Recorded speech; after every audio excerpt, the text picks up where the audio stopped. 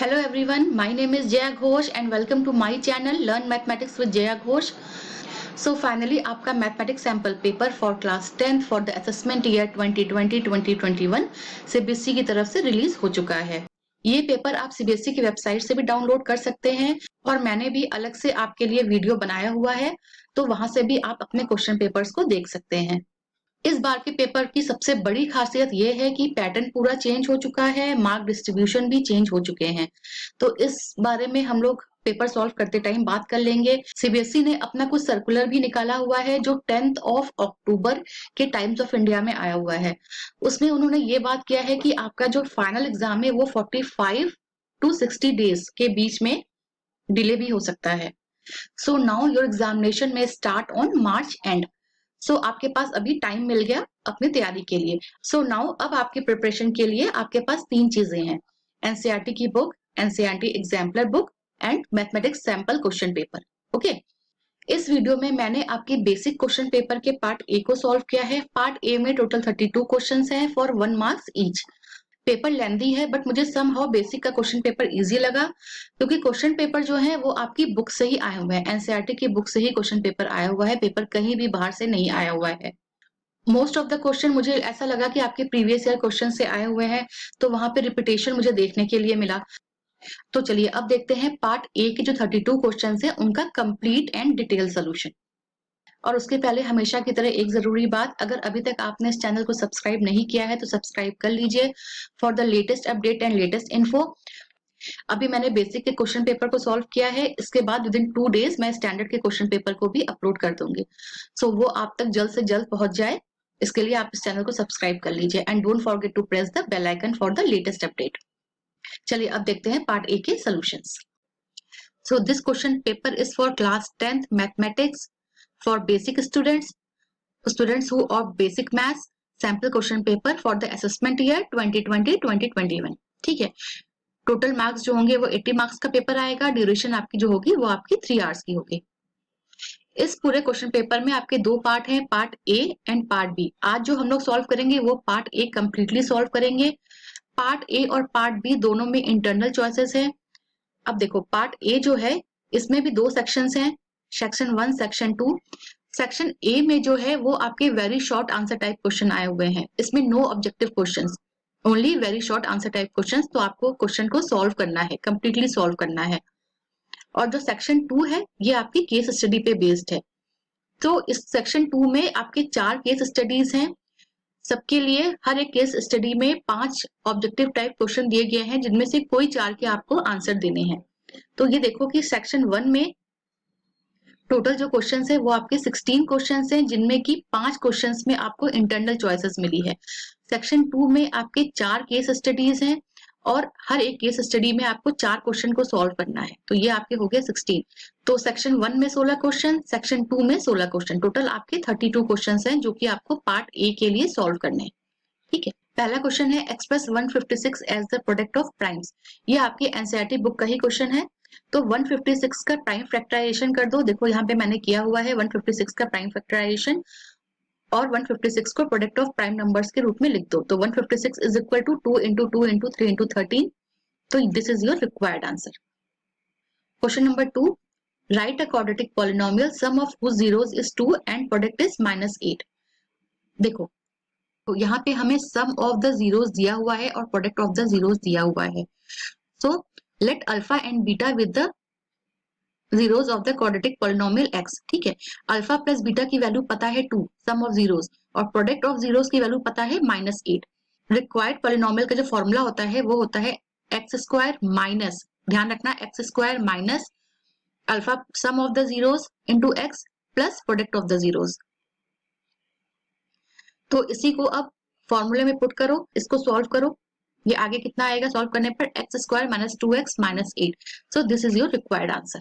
इसमें कुछ नहीं करना था, इसमें जो रिक्वायर्ड पॉलिनोमियल है उसका जो हमेशा फॉर्मूला यही होता है x minus sum of zeros into x plus product of zeros. इसी में बस सम ऑफ जीरोस की वैल्यू और प्रोडक्ट ऑफ जीरोस की वैल्यू को पुट कर देना है। क्वेश्चन नंबर 3, ये क्वेश्चन जो है ये आपका बहुत बार आया हुआ है क्वेश्चन पेपर में और आपकी एनसीईआरटी बुक का ही क्वेश्चन है। Given that HCF 96, 404 is 4, find the LCM of 96,404। और इसमें आपका एक और पार्ट भी, या तो आप ये क्वेश्चन ऑप्ट करिए या तो आप ये क्वेश्चन ऑप्ट करिए, ठीक है। तो फर्स्ट पार्ट करते हैं क्वेश्चन नंबर 3 का। हमें इसमें एलसीएम निकालना है 96 एंड 404 का। फॉर्मूला यूज करेंगे LCM into HCF is equal to product of two numbers a and b. तो हमें एलसीएम निकालना है। देखो पुट करो, प्रोडक्ट ऑफ टू नंबर्स क्या है इसमें, एक नंबर है 96 और एक नंबर है 404। तो इन दोनों नंबर्स को मल्टीप्लाई कर लिया, इसका प्रोडक्ट निकल गया।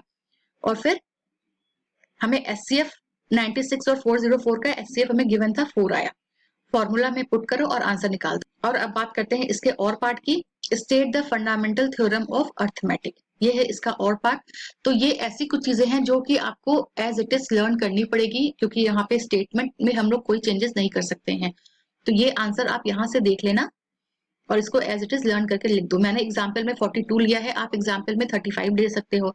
तो 35 के फैक्टर कितना हो जाएगा, 5 into 7, ठीक है। Question number 4, on comparing the ratios of coefficient find out whether the pair of equations is consistent or not। देखो हमें दो इक्वेशंस दिए हुए हैं, दो लीनियर इक्वेशंस दिए हैं और हमें पता लगाना है कि ये इक्वेशन कंसिस्टेंट है या नहीं। तो सबसे पहले इसके लिए क्या जरूरी है कि हमें वो 3 कंडीशंस पता होनी चाहिए कि आपकी इक्वेशंस कब कंसिस्टेंट होती है और कब इनकंसिस्टेंट होती है, ठीक है। देखो a1 upon a2 is not equal to b1 upon b2। एक ये केस होता है जब आपकी इक्वेशन कंसिस्टेंट होती है। और a1 upon a2 is equal to b1 upon b2 is equal to c1 upon c2, ये केस होता है जब आपकी इक्वेशन कंसिस्टेंट होती है। और a1 upon a2 is equal to b1 upon b2 is not equal to c1 upon c2, इस case में आपकी इक्वेशन जो होती है वो इनकंसिस्टेंट होती है। तो सबसे पहले जो दो इक्वेशन दी हुई है वहां से a1 b1 c1 की वैल्यू निकालो, a2 b2 c2 की वैल्यू निकालो, लाइक दिस। ये यहाँ पे मैंने इसको निकाला हुआ है। यहाँ पे a1 b1 c1 की वैल्यू, a2 b2 c2 की वैल्यू मैंने निकाली हुई है।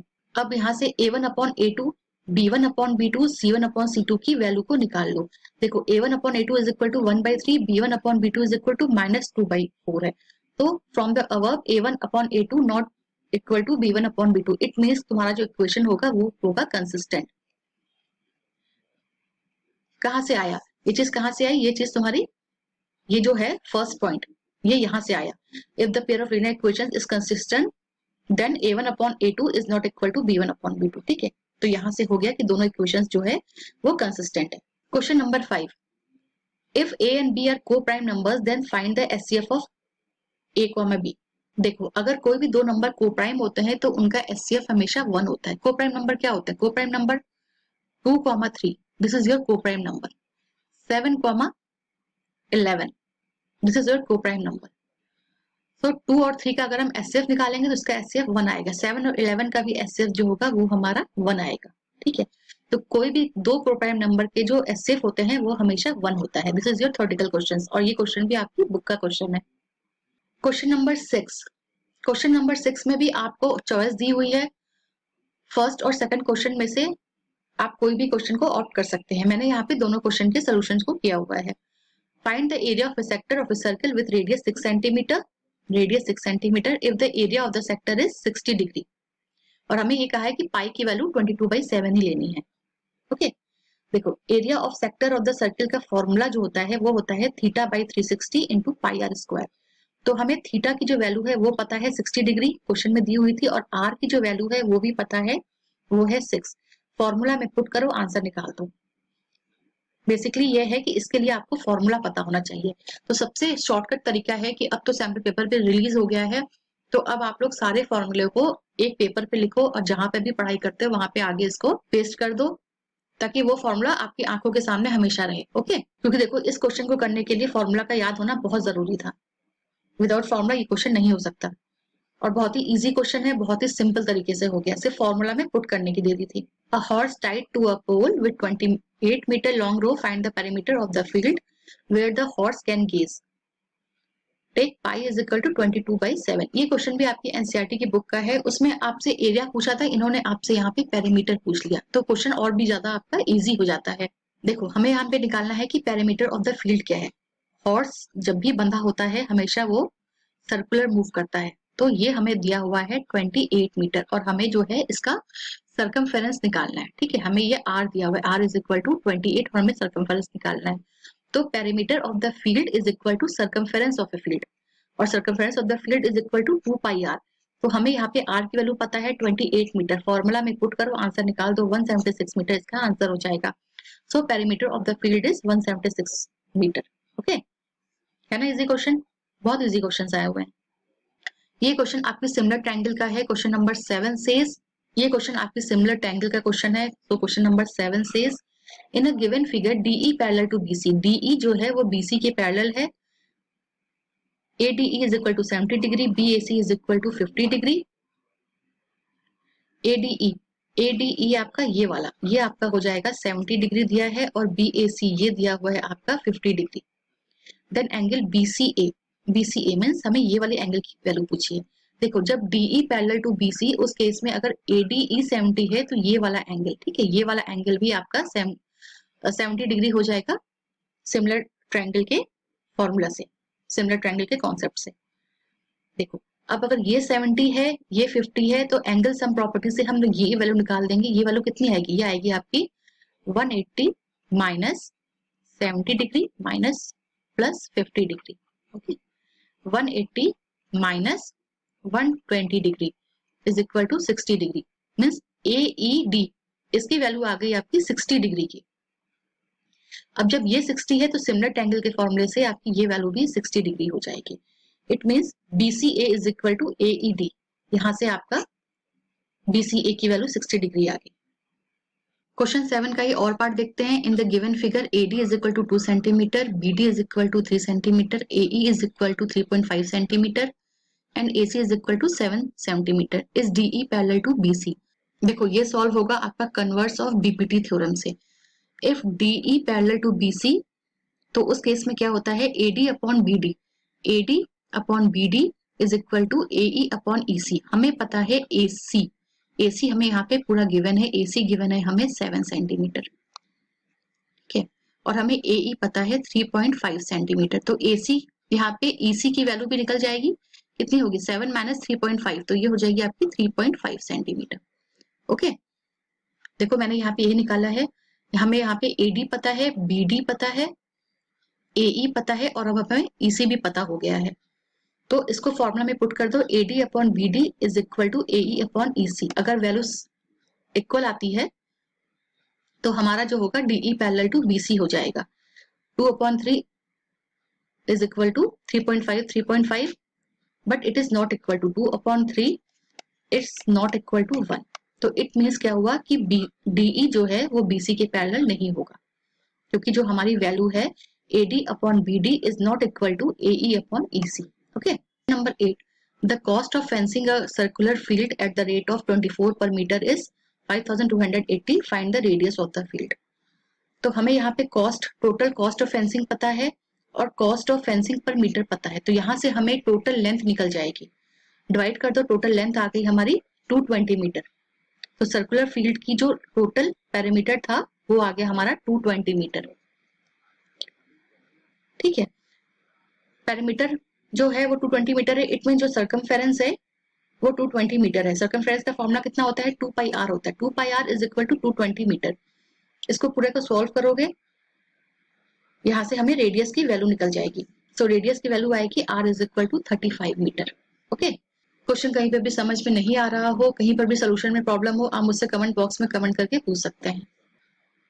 Question number 9 says a tree breaks due to storm and the broken part bends so that the top of the tree touches the ground where it makes an angle of 30 degree। देखो ये AC एक tree था, point B से ये broke हो गया और फिर ये ग्राउंड पे पॉइंट D पे आके टच करता है, जहां पे कि ये 30 डिग्री का एंगल बनाता है। टॉप ऑफ द ट्री जो है वो ग्राउंड के साथ 30 डिग्री का एंगल बनाता है, और फुट ऑफ द ट्री और जहां पे ये एंगल बना है उसका जो डिस्टेंस है वो हमारा 8 मीटर है, ठीक है। देखो foot of the tree and the point where the top touches the ground is 8 metre. Find the height of the tree from where it is broken. हमें ये हाइट चाहिए थी, हमें BC की हाइट चाहिए थी जहां से ये ट्री टूटा हुआ है। सिंपल है, tan C की फॉर्मूला लगा दो। tan C क्या होता है, tan C tan थीटा का फॉर्मूला होता है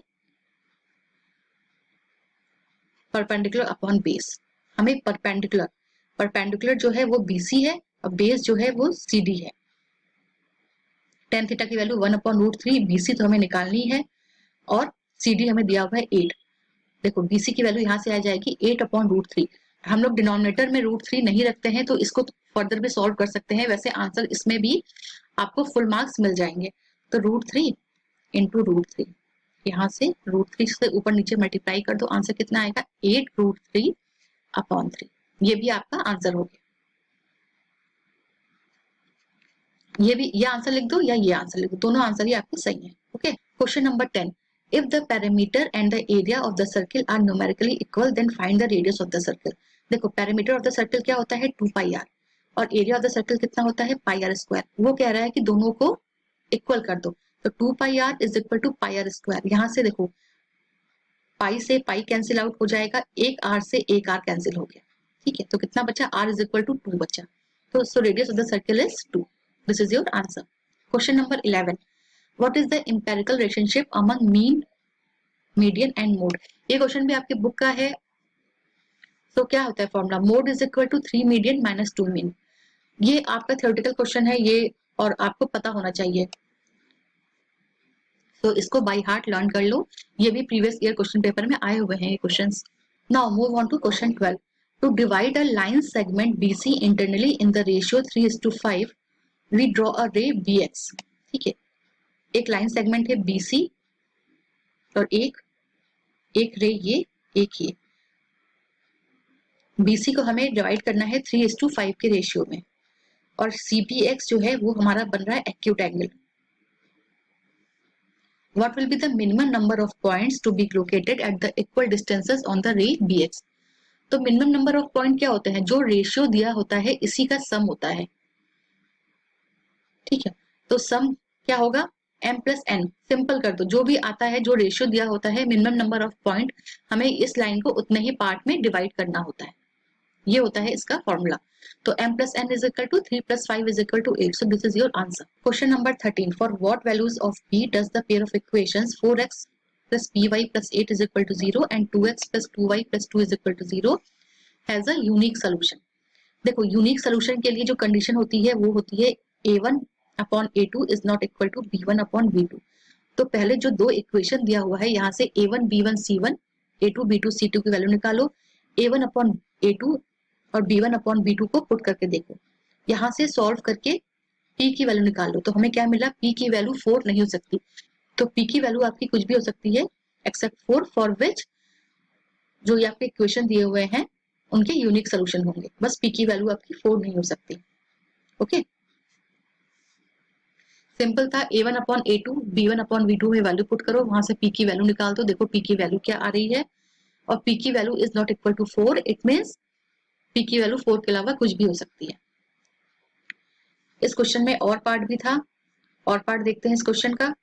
what type of straight lines will be represented by the system of equation this and this. देखो यहाँ पे दो लीनियर इक्वेशंस दिए हुए हैं, सेम यहाँ पे दोनों इक्वेशन से a1 b1 c1, a2 b2 c2 की वैल्यू निकाल दो और उसके बाद फिर a1/a2, b1/b2 और c1/c2 की वैल्यू निकालो। और जो हमने इन तीन कंडीशंस की बात की थी, देखो कि ये कंडीशंस कहाँ पे सेटिस्फाई हो रहा है। a1/a2 की वैल्यू जो आई है वो 2.4 आई है, b1/b2 की वैल्यू 2.4 मीन्स 1/2, तो मीन्स ये आपकी हो गई 1/2। तो a1/a2 इज इक्वल टू 1/2 हो गया, b1/b2 भी आपका 1/2 हो गया, c1/c2 जो है वो 5/7 है। तो from the above a1/a2 is equal to b1/b2 is not equal to c1/c2। और ये केस कहाँ पे आता है, ये केस आता है आपका पैरेलल लाइंस के लिए। इट मीन्स जो दो लाइन के इक्वेशन दिए हुए थे वो लाइन आपस में पैरेलल है। ठीक है, सो this is your solution. Question number 14, a bag contains 3 red balls and 5 black balls. A ball is drawn at random from the bag. What is the probability that the ball drawn is red? ये question तो बहुत easy है, NCERT की book का question है। Total number of balls कितने हैं यहाँ पे 3 + 5, तो टोटल नंबर ऑफ बॉल्स 8 हो गया। नंबर ऑफ रेड बॉल्स कितने हैं 3 है। रिक्वायर्ड प्रोबेबिलिटी क्या होती है, number of event upon total number of outcomes. ठीक है, नंबर ऑफ इवेंट कितने हैं 3 है and total number of outcomes 8 है, तो कितना हो जाएगा 3/8। This is your required answer. इस क्वेश्चन में और पार्ट भी था। A die is thrown once, what is the probability of getting a prime number. देखो अगर कोई भी डाई होता है उसमें कितने आउटकम होते हैं, किसी भी डाई में हम लोग 6 आउटकम होते हैं, 1 2 3 4 5 6। तो टोटल नंबर ऑफ आउटकम कितने हो गए, 6 हो गए। और प्राइम नंबर देखो यहाँ पे क्या है, 2 है, 3 है और 5 है। तो प्राइम नंबर आपकी 3 हो गया। तो यहाँ पे नंबर ऑफ इवेंट जो है वो भी 3 है। तो 3/6 total number of event upon total number of outcome. 3/6 answer कितना आया, 1/2। This is your required answer for this question. Okay, question number 15 says a tower stand vertically on the ground from a point on the ground which is 15 metre away from the foot of the tower। देखो यहाँ पे AB जो है वो एक tower है और point C, ground में कोई एक पॉइंट है, पॉइंट C जो है वो फुट ऑफ द टावर से 15 मीटर दूर है और एंगल ऑफ एलिवेशन जो है वो है 60 डिग्री का। Okay, find the height of the tower, हमें AB की लेंथ निकालनी है। यहाँ पे भी क्या लगेगा, tan C। tan C क्या होता है, tan थीटा का फॉर्मूला क्या होता है, tan theta is equal to perpendicular upon base. देखो परपेंडिकुलर कितना है, AB है, बेस जो है वो CB है और हमें C की वैल्यू पता है 60 degree.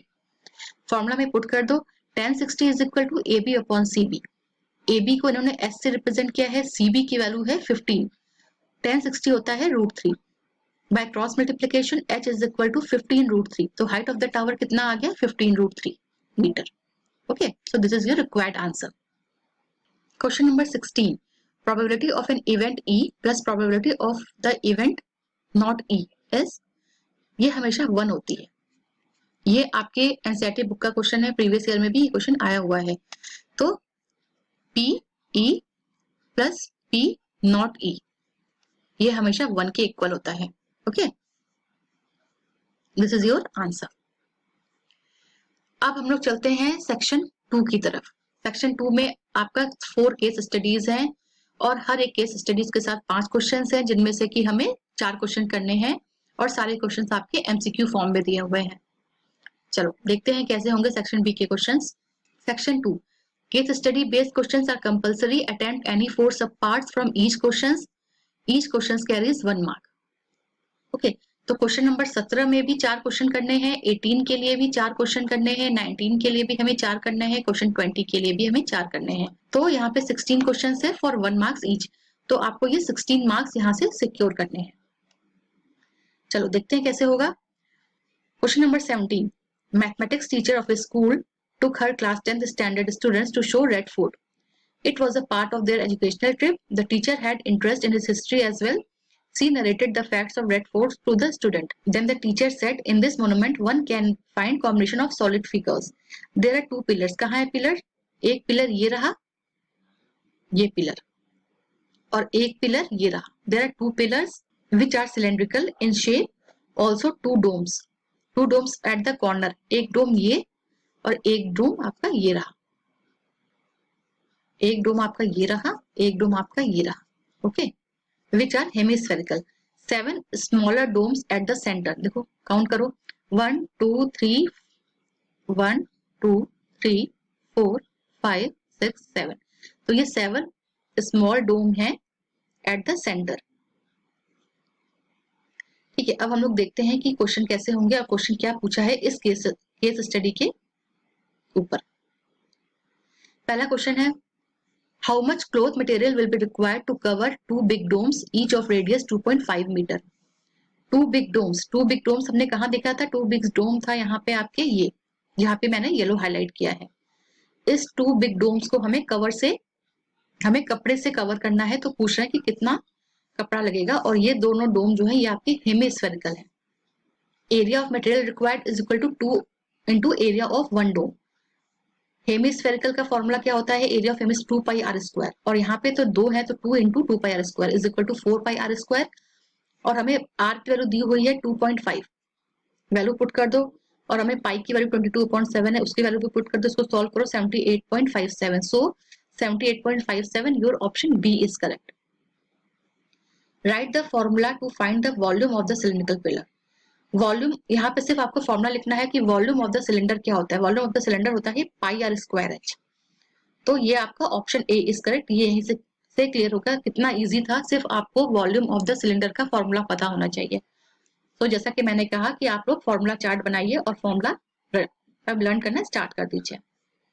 Question number 3, find the lateral surface area of the two pillars if the height of the pillar is 7 meter and radius of the base is 1.4. Lateral surface area of the pillar क्या होता है? ये होता है आपका 2 pi R H, और हमें two pillars की लेटरल सरफेस एरिया निकालना है। It means 2 into 2 pi R H. कितना हो गया? 4 पाई आर एच। आर की वैल्यू हमें पता है, बेस कितना है 1.4 मीटर और हाइट हमें पता है 7 मीटर। पाई के लिए 22/7 यूज करना, फॉर्मूला में पुट करो, आंसर निकाल दो 123.2 मीटर। तो option B is correct. Okay, question बहुत इजी थे, सिर्फ फॉर्मूला बेस्ड क्वेश्चन है, ये क्वेश्चन हो जाएंगे। Question number 4, how much is the volume of a hemisphere if the radius of the base is 3.5 metre? Volume of hemisphere, अब देखो ये फॉर्मूला भी 2/3 पाई आर क्यूब, ये होता है आपका वॉल्यूम ऑफ हेमिस्फीयर का फॉर्मूला। हमें रेडियस दिया हुआ है 3.5, फॉर्मूला में पुट करो, आंसर निकाल दो। वन स्टेप क्वेश्चन था बस ये, तो option D is correct. So this is your answer. Question number 5, what is the ratio of the sum of volumes of two hemisphere of radius 1 centimeter each to the volume of the sphere radius 2 centimeter? Okay. Volume of two hemisphere upon volume of sphere, तो volume of hemisphere का formula क्या होता है? 2/3 पाई are cube. अभी हमने ऊपर वाले question में भी देखा, और हमें निकालना है वॉल्यूम ऑफ टू हेमिस्फीयर, और वॉल्यूम ऑफ स्फीयर क्या होता है? 4/3 पाई आर क्यूब। ठीक है, आर के लिए वॉल्यूम ऑफ हेमिस्फीयर के लिए आर की वैल्यू हमें पता है 1 है, और यहाँ पे आर की वैल्यू हमें 2 पता है। फॉर्मूला में पुट करो, आंसर आएगा हमारा 1/8। So the ratio between volume of hemisphere and volume of sphere is equal to 1:8। ठीक है, यहाँ से ये आ गया, फॉर्मूला में पुट किया हमने, रेडियस की वैल्यू जो कटना था वो कट गया। ओके, देखो यहाँ से पाई कट गया, 4/3 से 4/3 कट गया, ये 1/8 रहा, तो हमारा आंसर आ गया 1:8।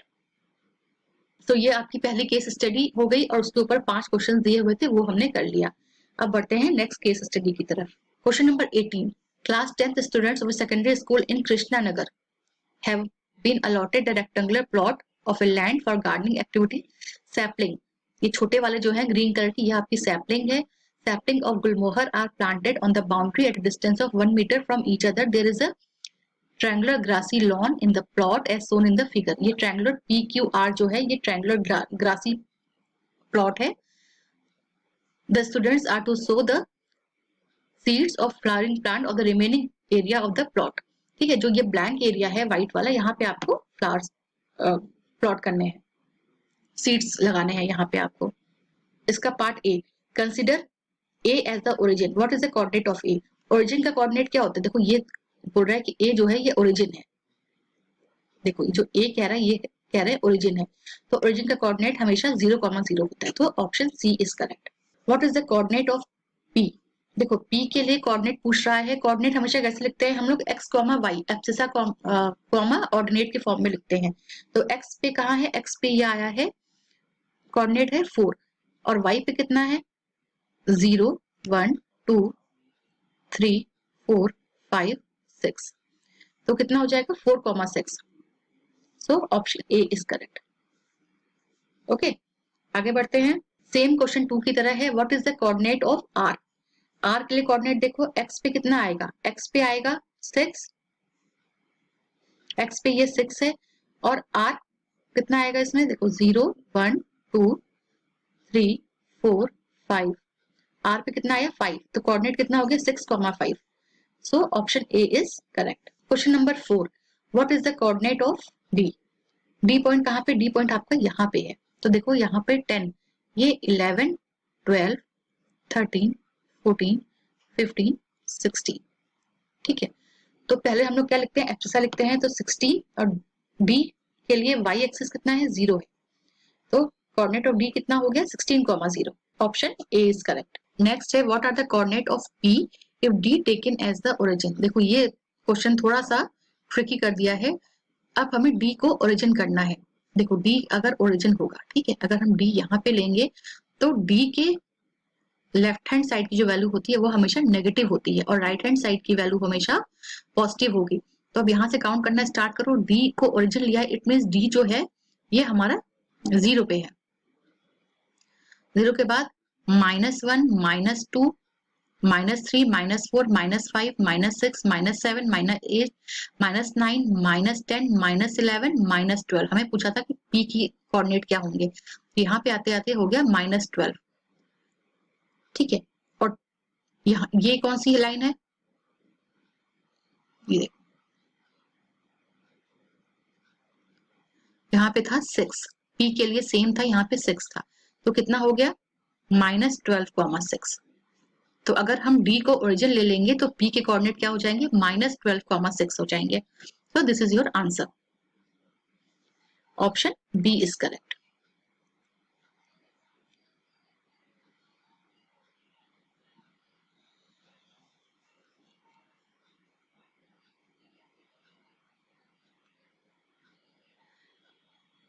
Second last case study, question number 19. ठीक है, Rahul is studying in class 10th standard. He is making a kite to fly in it on a Sunday. Few questions are come in his mind while making the kite. Give answers to his question by looking at the figure. Rahul tied the sticks at which angles to each other. देखो यहाँ पे जो sticks है वो देख के लग रहा है कि आपस में परपेंडिकुलर है। It means perpendicular means 90 degree. तो स्टिक्स जो होंगे वो 90 डिग्री के एंगल पे होंगे। Okay, so option C is correct. Question number 2 says, which is the correct similarity criteria applicable for the similar triangles at the upper part of this kite? तो upper part of this kite क्या है, ये वाला kite है, ये वाला जो portion है ये आपका upper part of this kite है। और यहाँ पे दो ट्रायंगल बने हुए हैं, सिमिलर ट्रायंगल। वो पूछ रहा है कि इसमें कौन सा क्राइटेरिया एप्लीकेबल हुआ है। देखो ये जो एंगल है ये 90 डिग्री का एंगल है, और 90 डिग्री का एंगल जहां पर भी सिमिलर ट्रायंगल में आता है वहां पे RHS क्राइटेरिया फॉलो होता है। तो similarity criteria is RHS। Option A is correct. Okay, आगे बढ़ते हैं। Sides of two similar triangles are in the ratio 4:9. Corresponding median of these triangles are in the ratio। देखो जब कभी भी दो सिमिलर ट्रायंगल होते हैं तो उनके साइड्स का जो रेशियो होता है वही उनके एंगल्स का रेशियो होता है, वही उनके मीडियन का रेशियो होता है। तो हमेशा सिमिलर ट्रायंगल में रेशियो हमेशा सेम होता है। तो यहाँ पूछा है कॉरस्पॉन्डिंग मीडियन का रेशियो कितना होगा, तो जो रेशियो साइड्स में है वही रेशियो कॉरस्पॉन्डिंग मीडियंस में भी होगा। It means option B is correct. Corresponding median का जो रेशियो होगा वो 4:9 का ही होगा। ठीक है, so option B is correct. Question number 4, in a triangle if the square of one side is equal to the sum of the squares of the other two side। देखो एक ट्रायंगल में वो कह रहे हैं कि स्क्वायर ऑफ वन साइड, ये triangle है ABC, square of one side AC square is equal to sum of the other two sides, sum of the square of the other two sides. AB square plus BC square, ये कहाँ पे applicable होता है, ये हमेशा Pythagoras के लिए true होता है। It means option A is correct. ठीक है, question number 5, what is the area of the kite formed by two perpendicular sticks of the length 6 cm and 8 cm। यहाँ पर जो काइट है उसका शेप ऑब्जर्व करो। काइट का जो शेप है वो आपका रोम्बस का शेप है काइट का। ठीक है, और एरिया ऑफ रोम्बस का जो फॉर्मूला होता है वो होता है half into D1 into D2, where D1 and D2 are the diagonals of the rhombus. देखो यहाँ पे ये क्या है, हाफ D1 D2, और एक D1 की वैल्यू पता है 6 और सेकंड D2 की वैल्यू पता है 8 सेंटीमीटर। फॉर्मूला में पुट कर दो, वेरी सिंपल, आंसर 24 सेंटीमीटर। तो area of the kite is 24 centimetre.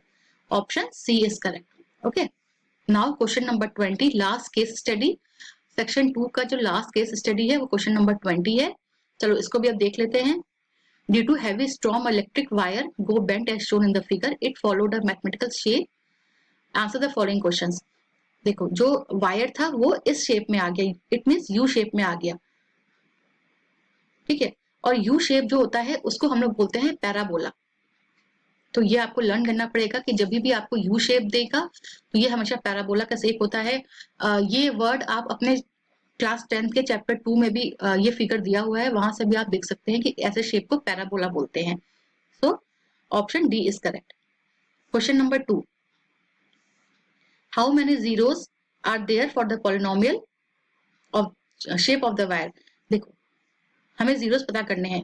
ये क्वेश्चन हम जीरो कैसे पता करते हैं, जहां जहां पर यू शेप जो है एक्स एक्सिस को कट कर रहा है वो हमारे जीरोस हो जाते हैं। तो यहाँ पे एक यहाँ पे और एक यहाँ पे, दो जगह पे वायर ने एक्स एक्सिस को कट किया। It means there are 2 zeros. Option A is correct. Question number 3, the zeros of the polynomial are. देखो किस किस पॉइंट पे यहाँ पे कट हुआ है, पैराबोला ने एक्स एक्सिस को कट किया है, तो 3 पे कट किया है और -1 पे कट किया है। It means -1 and 3 are the zeros of the polynomial. Option B is correct. Question 4. What will be the expression of the polynomial? जो ये फिगर बना हुआ है, इस पॉलिनोमियल का एक्सप्रेशन क्या होगा? देखो स्ट्रेट लाइन के लिए हम लोग जो लिखते हैं ax plus by plus c is equal to 0, ये होता है। और जब भी पैराबोला की बात होती है, यहाँ पे हमेशा क्वाड्रेटिक इक्वेशन की बात होती है। तो इसका जो फॉर्मूला होता है वो होता है x square plus b x plus c is equal to 0। Okay, तो सेम है यहाँ पे। हमें ऊपर के क्वेश्चन से हमें पता है कि इसके जो जीरोस हैं वो हैं -1 and 3। Sum of the zeros कितना हो जाएगा? -1 प्लस 3 2, और प्रोडक्ट ऑफ जीरोस कितना हो जाएगा? -1 into 3 -3। रिक्वायर्ड पॉलिनोमियल का जो फॉर्मूला होता है, हमने क्वेश्चन नंबर आगे भी सेक्शन ए में भी ये क्वेश्चन आया होता है, वहां पर भी देखा था, x square minus alpha plus beta some of the zeros plus product of the zeros. तो सम ऑफ द जीरोस है 2, प्रोडक्ट ऑफ द जीरोस है -3। फॉर्मूला में पुट करो x square minus 2x minus 3।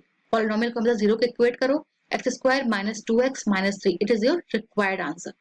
Now it is last question of your case study. What is the value of the polynomial if x is equal to 1? तो हमें required polynomial क्या मिली थी? ये मिली थी x square minus 2x minus 3। अब यहाँ पे x की वैल्यू को -1 पुट कर दो, तो -1 का स्क्वायर -2, x की जगह -1 -3। वैल्यू को पुट करो, आंसर कितना आएगा? 1 plus 2 -3, 3 - 3 is equal to 0। So -1 put करने पर हमें पॉलिनोमियल की वैल्यू मिलती है 0। Option D is correct. So ये था पार्ट ए का complete and detailed solution. Part A में 2 सेक्शन थे, section 1 and section 2। Section A में वेरी शॉर्ट क्वेश्चन आए हुए थे जिसमें कि 5 इंटरनल चॉइसेस थे। सेक्शन 2 में आपकी केस स्टडीज थी। सो सबका डिटेल सोल्यूशन मैंने दे दिया है। पार्ट बी का जो सोल्यूशन है वो नेक्स्ट वीडियो में सेपरेटली होगा। अगर आपने चैनल को सब्सक्राइब नहीं किया है तो कर लीजिए, ताकि पार्ट बी के जो सोल्यूशन है वो आप मिस ना करें। Thank you very much.